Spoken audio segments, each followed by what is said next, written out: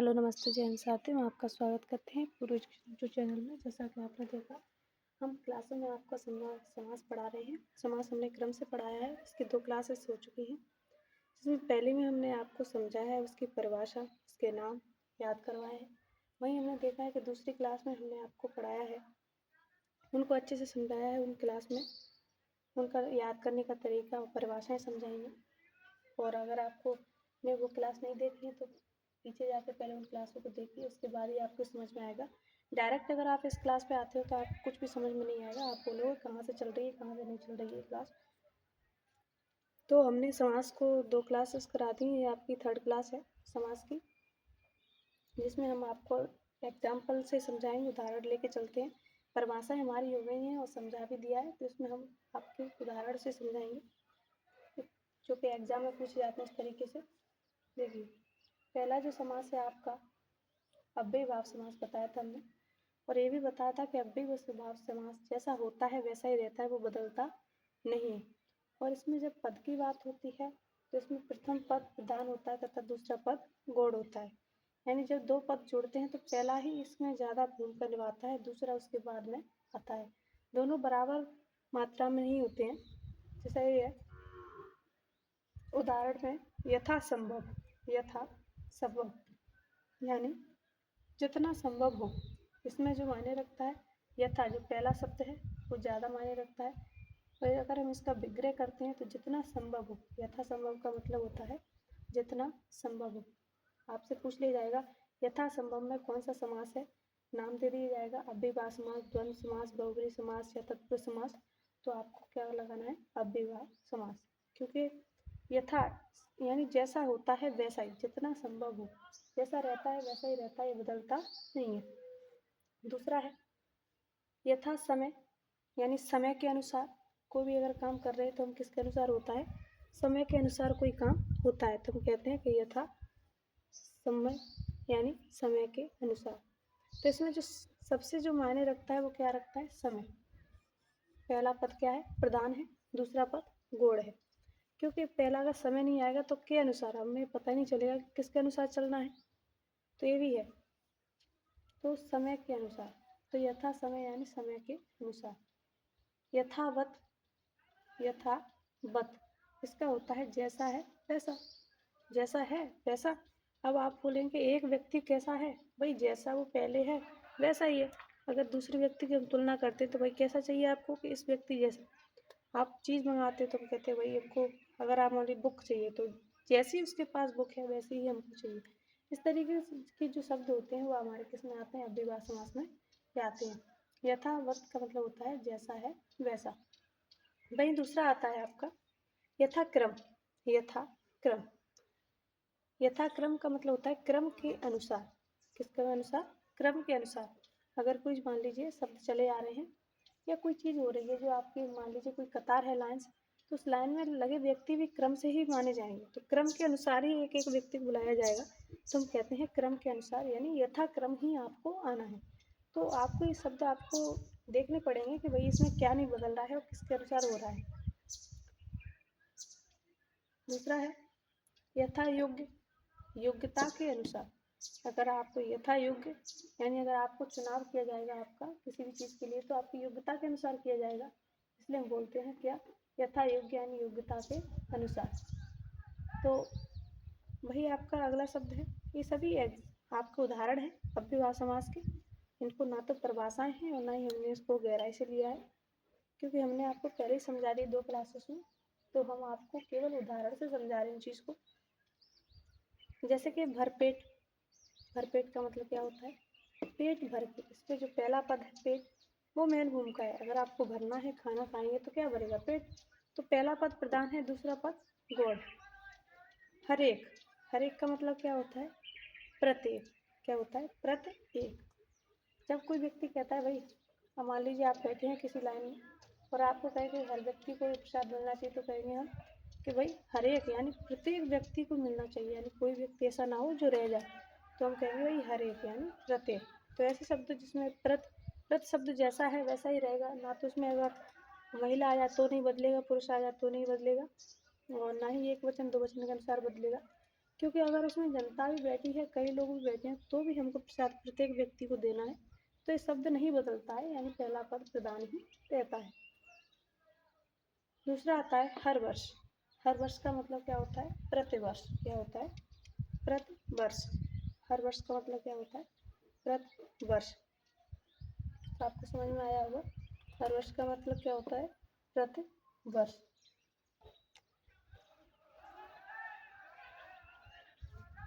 हर वर्ष का मतलब क्या होता है? प्रतिवर्ष। यानी अगर आपको देना है तो आप क्या देंगे? प्रतिवर्ष। आपको प्रत्येक वर्ष आपको मान लीजिए आप कहेंगे भैया आपको पैसे लिए आपने किसी व्यक्ति से, वो कहेगा कि आप कब लौटाएंगे, तो कहेंगे भैया हम आपको प्रति वर्ष आपको ब्याज दे देंगे, यानी हर एक वर्ष का हम आपको ब्याज देंगे। तो यही शब्द होता है आपका हर वर्ष का मतलब क्या होता है? प्रति वर्ष।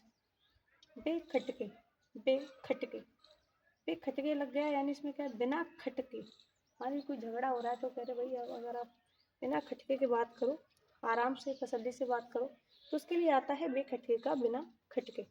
तो इसमें जो शब्द है पहला पद प्रधान है, यानी बिना शब्द नहीं आएगा तो खटके नहीं, क्योंकि शब्द किससे बना है? उल्टा बिना से, तो इसलिए पहला ही पद प्रधान है। याद रखना अव्ययीभाव समास में हमेशा पहला पद प्रधान रहता है, दूसरा पद गौड़ होता है। आजन्म। आजन्म।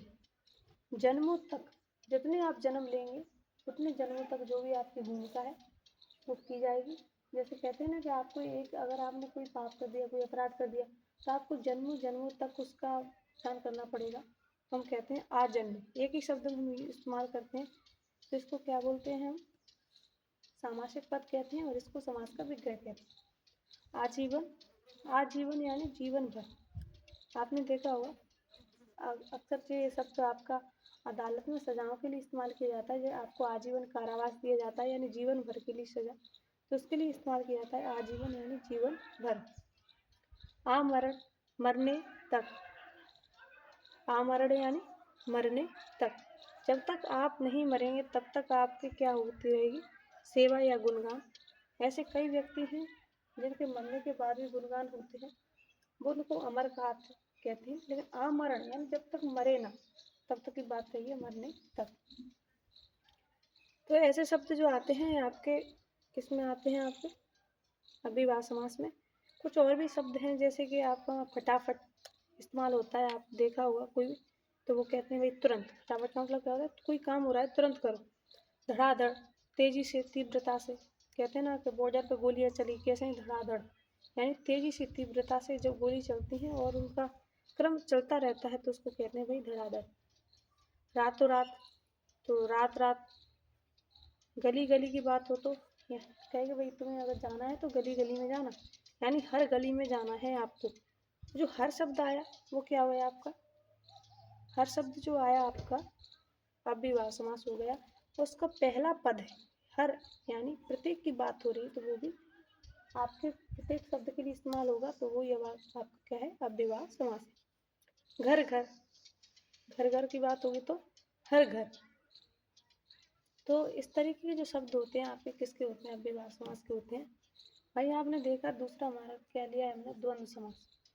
मैंने एक चीज आपको समझाई कि द्वंद्व समास में मान लीजिए दो प्रतिद्वंदी है। जैसे आपने चुनाव देखा होगा, चुनाव में अक्सर दो व्यक्ति खड़े होते हैं तो दोनों ही समान होते हैं, और ऐसा नहीं होता कि चुनाव में एक व्यक्ति कमजोर माना जाता हो, एक को सही माना जाता, दोनों ही को ही तभी प्रतिद्वंदी कहा जाता है जब दोनों सक्षम हो उस चीज के लिए और दोनों बराबरी मात्रा में खड़े हो। तो दोनों में जब युद्ध होता है तो दोनों में बराबर मात्रा में ही होता है। तो ऐसे शब्द जिसमें दोनों ही पद प्रधान हो, क्या हो? ऐसे शब्द जिसमें दोनों ही पद प्रधान हो, ऐसे शब्द को हम क्या कहेंगे? द्वंद्व समास कहेंगे। तो द्वंद्व समास में आप समझेंगे कि द्वंद्व समास क्या होता है। इसमें दोनों पद प्रधान होते हैं, जैसे माता पिता। देखिए आपके घर परिवार में जब आप रहते हैं तो माता भी उतना मायने रखती है और पिता भी उतना मायने रखता है। तो माता और पिता, माता और पिता, इनमें क्या है? दोनों शब्दों के बीच में और लग गया है। आप पहचान कैसे करेंगे?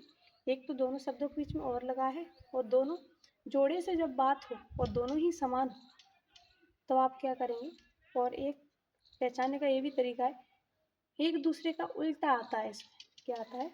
उल्टा आता है। तो ये भी है कि द्वंद्व समास होता है। जैसे रात दिन, रात और दिन, रात और दिन। इसमें देखिए रात है, रात का उल्टा दिन है, और रात उतनी ही महत्वपूर्ण है जितनी दिन महत्वपूर्ण है, क्योंकि दोनों ही अपने अपने समय की भूमिका को निभाते हैं। तो रात और दिन, इसमें जब विग्रह किया, समासिक पद है रात दिन, जब इसका विग्रह किया रात और दिन। पाप पुण्य, जब इसका विग्रह किया तो पाप और पुण्य, क्या हुआ? पाप और पुण्य। दाल रोटी, दाल और रोटी। अगला है दाल भात, दाल और भात, क्या है? दाल और भात।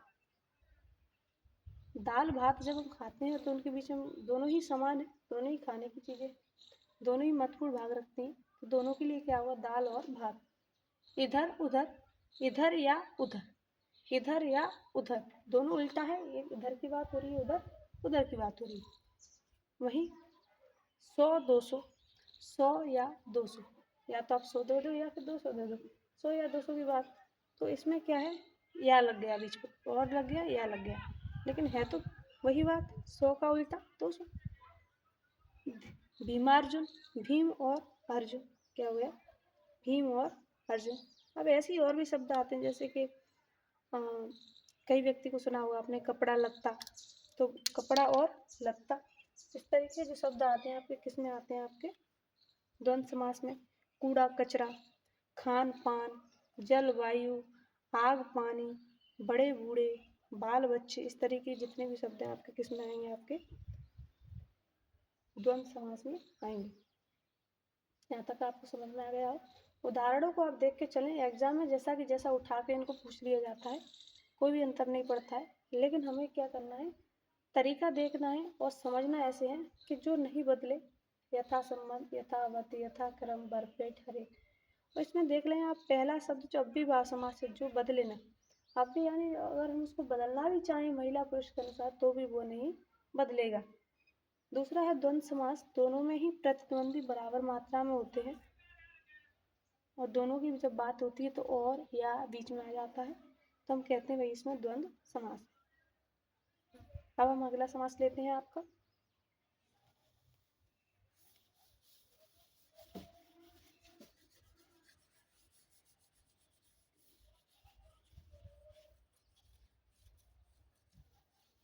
समास को अगर आप ठीक समझ लेंगे तो समास और संधि आपके हिंदी व्याकरण के महत्वपूर्ण टॉपिक हैं ये। अगला है तीसरा,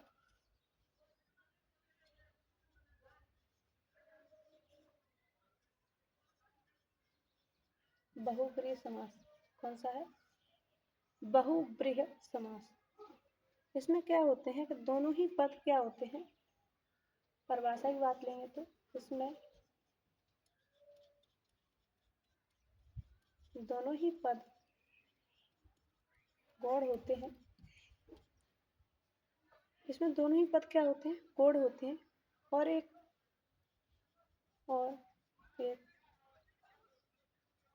अलग हटकर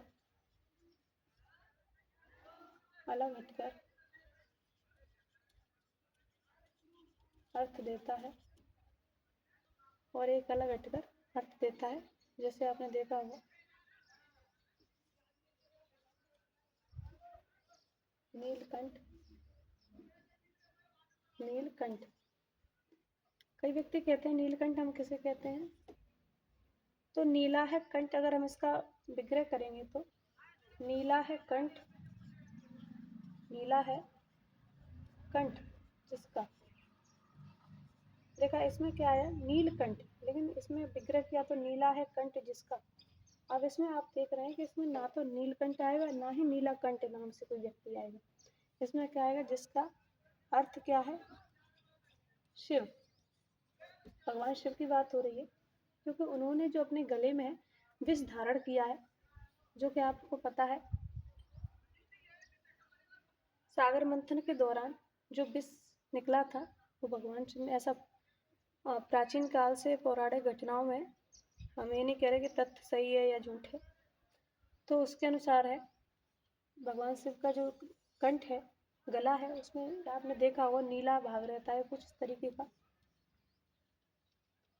तो कहते हैं यहाँ पे विष धारण किया है, इसलिए उनको कहा गया है इस शब्द के नीलकंठ। उनके कई नाम हैं, उनमें से एक नाम है नीलकंठ। तो नीला है कंठ जिसका अर्थात शिव। तो इसमें शिव जो अलग हटकर अर्थ आया, इससे हमने पहचाना कि बहुब्री समास क्या है, बहुब्री समास। और दूसरा पहचानने का तरीका आप ये भी समझते सकते हैं कि इसमें ज़्यादातर आपके भगवान के नाम के ही आएंगे, जितने भी आएंगे। जैसे अगला है दशानन, दस है आनंद, दस है आनंद जिसके अर्थात क्या होता है, रावण। आनंद का मतलब होता है सिर, क्या होता है, सिर। जिसके 10 सिर हैं, दशानन, 10 हैं आनंद जिसके अर्थात, यानी 10 सिर हैं जिसके अर्थात वो कौन है, रावण। जिससे हमें पहचाना कि कौन है, रावण। रावण को आप गलत मत समझिए, क्योंकि रावण भी आपका भगवान ही है। क्योंकि रावण के जो पूर्वज थे वो भगवान थे, उनमें से उनकी माता थी वो राक्षस कुल की थी, इसलिए उनका नाम भी इसी तरीके से पड़ा कि राम के नाम से रा, और राक्षस के वर्त थे इसलिए उनका वन यानी रावण। तो इसलिए उनको भगवान की दृष्टि में रखा जाता है। उनके बराबर कोई ज्ञाता भी नहीं था, ऐसा भी कहा जाता था। तो दशानन, 10 है आनंद जिसके अर्थात रावण। तीसरा है आपका पंचानन, पंचानन। आनंद का मतलब समझ गए आप, आनंद का मतलब होता है सिर। चाहे नीलकंठ हो चाहे दशानन हो, आनंद का मतलब क्या हो, सिर। पंचानन, पंच है आनंद जिसके, पंच है आनंद जिसके अर्थात क्या हुआ आपका, शिव। 5 आनंद यानी 5 मुख हैं जिसके, किसके हैं, भगवान शिव के 5 मुख हैं। वही है चतुरानन, चतुरानन क्या है, चतुर है आनंद, क्या है,